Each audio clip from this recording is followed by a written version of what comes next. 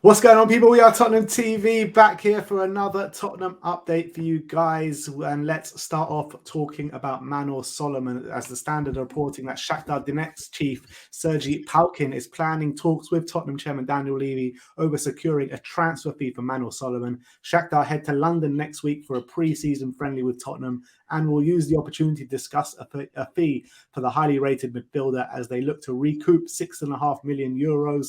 The fee that they did pay Maccabi Petach Tikva for them in 2019. I mean, I've never heard something like this where a fee gets tries to get arranged after the transfer is made.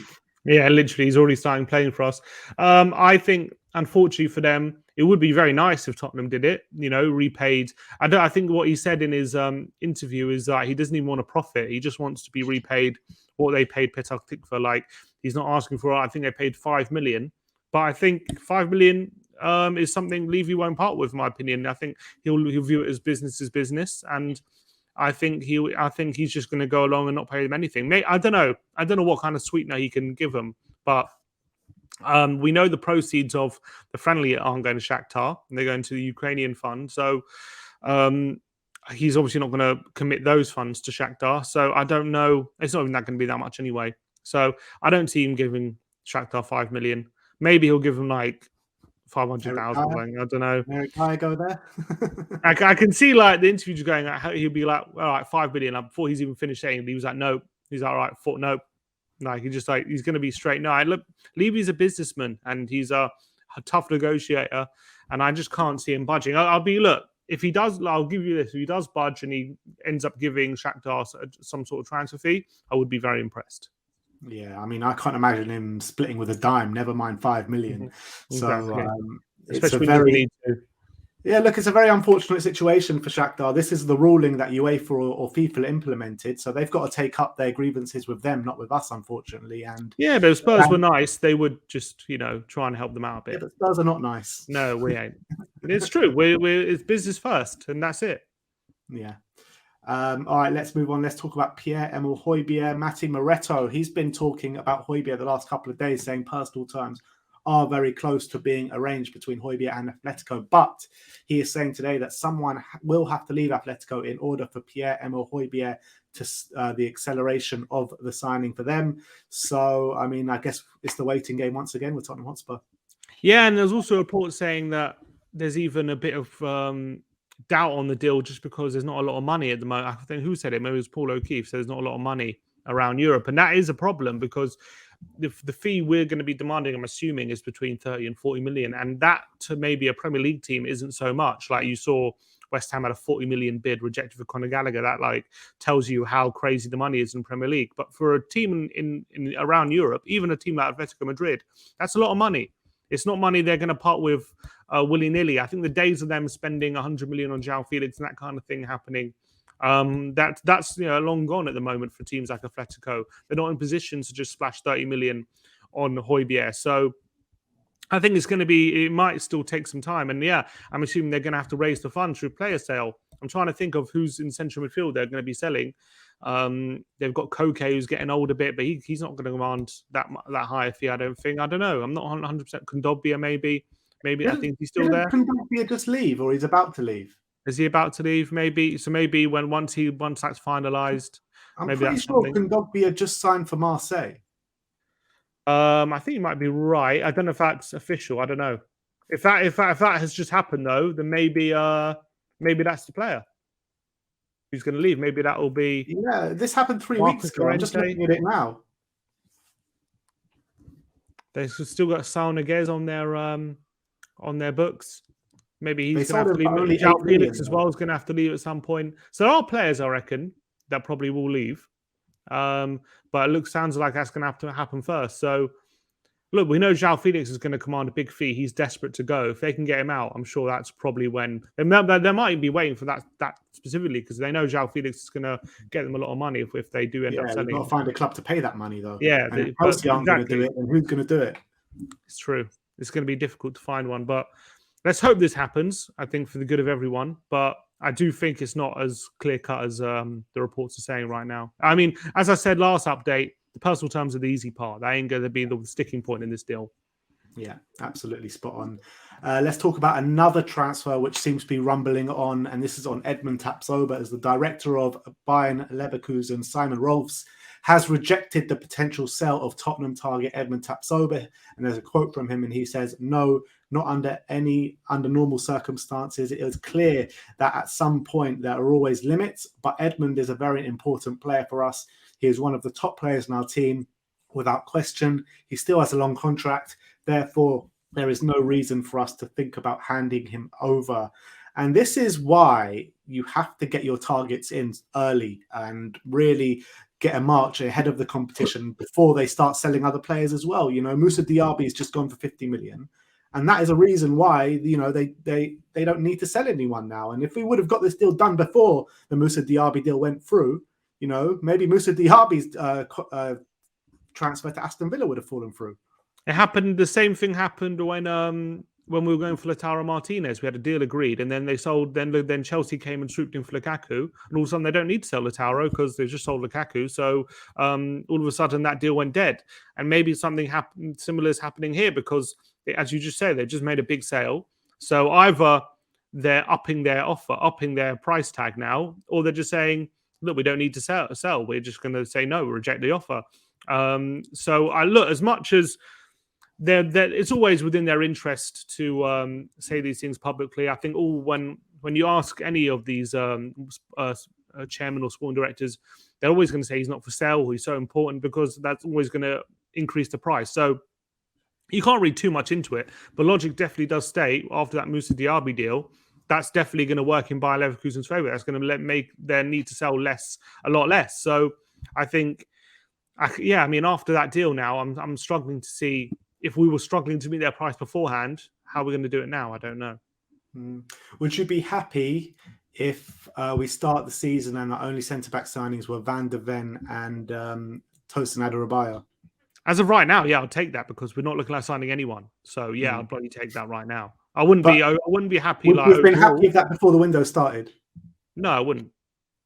I mean, I'll take that now, but look, right now, I don't understand how we're in the 24th. The season's 3 weeks away, and our most pressing issue hasn't been touched. I just don't get it. Don't get it. It's madness. How we all this talk? Oh, we want to get them in for the preseason tour. Nothing's happening. It's a ridiculous situation. The planning again by this club has been. I mean, as much as I want to be positive about the Ange era, and I am positive about what I'm seeing and how we're going to play. Like the way we're planning for the season and the way that we still haven't changed our weakest points is not going away. And that part of me in my brain is like, it's just so angry that we're in this situation again. Yeah. And, you know, at the beginning of the window, they were talking potentially 2 or 3. Now, Ange is in his press conference saying, yeah, we'll bring in at least 1. I mean, come on, just like get the deal done. It's like I was saying to Ashmatic last night, and I was saying to Brains the other day, like literally our season hinges on these positions, these signings for the centre-back. If we don't get the right centre-backs in, we could have a disastrous season. That's how pivotal these positions are. Exactly. It's madness. But anyway, let's move on. Let's talk about Conor Gallagher now. The Standard are reporting that they're saying that it's understood that Tottenham Hotspur are Conor Gallagher's most likely destination rather than West Ham. Chelsea have rejected a £37 million plus add-on bid from West Ham. West Ham will not go any higher. Spurs are keen to add energy into the midfield, and it's not clear whether Chelsea would sell to Tottenham. And the Chelsea Athletic reporter Liam Tuomi is saying that Chelsea would like a £50 million package to sell Conor Gallagher. And I tell you what, first of all, there's no chance of us spending £50 million on Conor Gallagher. And second of all, nor would I want to spend £50 million on Conor Gallagher either. I don't think this deal's happening. As much as I don't know who said Tottenham are more likely. If they're, I read as well. Someone said 37 million. I read as well. It could have been a £42 million bid plus add-ons. I think it was €42. 42 million euros. Either way, that if they're rejecting that, I can't see Tottenham going higher than that, unless we're getting a bigger fee from Hojbjerg than I thought. But I assume we're not going to get definitely more than that for Hojbjerg. So I'm assuming we're probably only going to pay what we got for Hojbjerg for Gallagher. I don't see us paying over. Why would we? I would assume that Spurs think they can make a bit of money on the situation, sell Hojbjerg and bring in Conor Gallagher for a bit less. That's what I would assume they'd think. I don't see them selling Hojbjerg for 30 and paying 50 for Gallagher. I don't see that being the situation whatsoever. So I don't think this deal's happening at all. I think Hojbjerg is a better player than Gallagher anyway. Probably right now, I would say Gallagher has a higher ceiling and he's probably better fitted for us. But I'd say right now Hojbjerg is probably a better player. Yeah. Let's move on. Let's talk about this Ashley Phillips deal once again, as Charlie Eccleshare says that Tottenham thought they had a deal in place to sign Ashley Phillips for 3 million plus 2 million in add-ons. However, Blackburn have upped the asking price to 5 million plus 4.5 million in add-ons. But despite this, there is still confidence that a compromise can be reached. So this one's rumbling on once again, like every other transfer that we make. Yeah, and I think in terms of add-ons, I don't think Tottenham should be too concerned about other add-ons, to be honest, in this kind of deal, because as I've said before, if the add-ons are reached, it means that the deal would have been worth it. It means that he's made it through to the first team and he's starting to make appearances and he's probably playing quite well. If, say, like it's like after 30 appearances or something for the first team, you pay a certain amount or whatever, or when he first gets called up for England, all these different whatever it's included. So if it's like if they're upping the add-ons to 4 million from 2 million or whatever, I don't think that should be their biggest concern. I guess the bulk fee, yeah, you don't want to pay too much right now because he might not work out, but they've upped it from what 3 to 5. You're saying, so you meet in the middle, go for 4 million plus 4 million add-ons. I don't think that's a terrible deal. Yeah, I agree. And, you know, if you actually believe in his talent and believe he can be a big player for us, they're saying, you know, he'll be part of the first team squad for his development, then why not? I mean, you're talking about a minimal fee here. Just they always need to win the negotiations. That's what it comes down to. Exactly, that's it. He needs to get the final say. He has to be their price they agree to. That's it. Yeah. Let's talk about Harry Kane now. As the Bayern president, Heiner, has been speaking. He says, I think that here in the Bundesliga, we don't have many international stars anymore. And Bayern always try to bring stars. Harry Kane is a highly attractive player, England captain and top scorer. He would do us and the Bundesliga good. And I mean, I don't get this whole Bayern thing with Harry Kane is just starting to rub me up the wrong way now. It's just like every day you're having someone else coming out from Bayern talking about Harry Kane. Only a few months ago, they were talking about why are they publicly tapping up Kimmich and all this kind of stuff and flirting with Kimmich. Well, they're doing exactly the same, if not much worse, for Harry Kane. So, I mean, this is starting to wind me up, all this stuff. Have you ever seen a buying club, a buying club, talk about the player they're trying to buy so openly, so much? No, I've never seen this before in my life. No, every time, how exactly? It's very disrespectful to Tottenham and to the fans and to Harry Kane himself. Every time, most clubs, you know, they're asked about, most managers or whatever, presidents are asked about players. They say we don't talk about players who are contracted to other teams. That's the constant line you're hearing, and it is frustrating to hear that. But I think that's a respectful thing to do. You don't talk about a player publicly until a deal was either really, really close or done. Even when it's really, really close, I think it's a bit disrespectful. But like this situation, and clearly a deal was nowhere near done, I don't think, nowhere near close. And they're so openly just talking about how much that Kane has promised him they're going to come and how much he's going to improve the Bundesliga and how they Bayern could really do with him and Tuchel really wants him. It's like, shut up. Who are you talking to? Who do you think you are? Trying to bully us into signing Harry Kane? Like, honestly, it's. I think it's going to sour relations. It's only going to toughen our stance, in my opinion. And Levy's not one to let this hurt his ego as well. He's not going to like the way Bayern are talking very publicly. So I think they're stupid for doing it, and I don't like it at all. And I can't remember a situation where it's been so open before. There hasn't been. I mean, it's gone from the ex-president to the current president. And I swear a few players have come out and spoken about Bayern Munich players have come out and spoken about Harry Kane as well. On top of that, you've got a German journalist going in there and showing a Harry Kane Bayern Munich shirt. Exactly, you had that as well. I mean, the whole thing is just so disrespectful. The part of me just wants us to reject any offer just to see them have egg on their face because it's really pissing me off. Yeah, and look, my opinion as well has been like, I think we should sell and get the money instead of letting him go for free. But I kind of agree. I mean, like, just drag your heels in and make them sweat for it, to be honest. But again, on the flip side of that, you want a resolution as quick as you can just so you can move forward with life. That's also true.